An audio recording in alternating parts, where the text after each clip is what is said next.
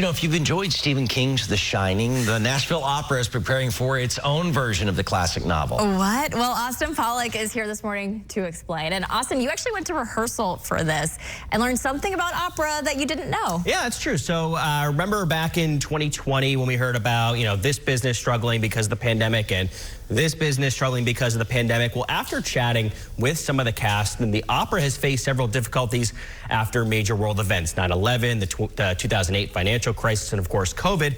But there's hope thanks to a particular audience.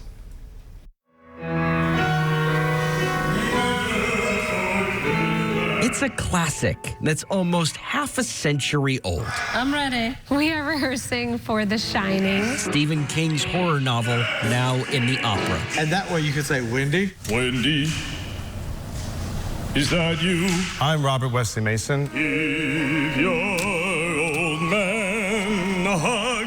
I'd say what Nashville's been consistent about is it truly cares about its audience. But taking a book this popular is another way to introduce the opera to a whole new audience after a noticeable decline. Opera has struggled with feeling relevant in these last decades. 9/11 gave us a bit of a hit economically, but then 2008 obviously really gave us a hit. While there was recovery, we've never really quite gotten back to the numbers that we would see, even if we're counting for inflation. Opera companies noted a 28% average drop in attendance from 2000 to 2010. That's from Opera America's annual field report. But still, they never gave up. Like most, they found keys to adapt and get creative and innovative, while still keeping the authenticity and the heart. And now we have a new production with pretty much a full orchestra again, and treating it with the utmost respect and love. But for a business that has had its share of ups and downs, there's quite a bit of hope. We have seen post-2020 record-breaking attendance for new attendees, for people who have never been to opera before. Never forget that song.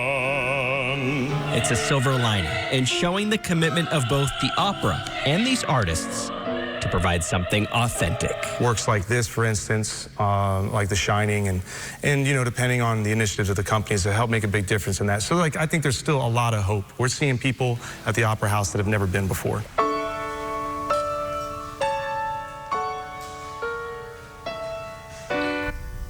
You can catch the Nashville Opera's performance of The Shining on October 9th and 11th. That's next Thursday and Saturday at 7:30 at the Tennessee Performing Arts Center. I walked in, and the first thing I thought was, I have no talent. That is... You're not alone. It is amazing how talented they are. I mean, there's so much, I don't want to say science, but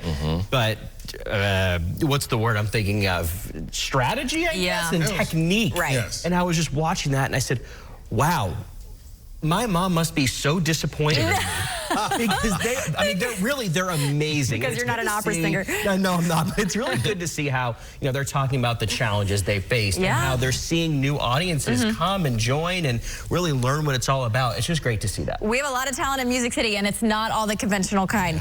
No, although, Ben, I could kind of see you. Well, I was going to say, are we going to see the scene where, he, throws the axe to the door and goes, "Here's Johnny"? That was perfect, right? Awesome. That was good. That's terrible. But I don't know. This is so fascinating that I really think I might go see an opera for the first time. Yeah. See this. I mean, it's in English, so you can understand. A lot of opera you think of being in different languages. You just go and you can not only understand the great story, but you just understand and embrace just such amazing talent. Yeah.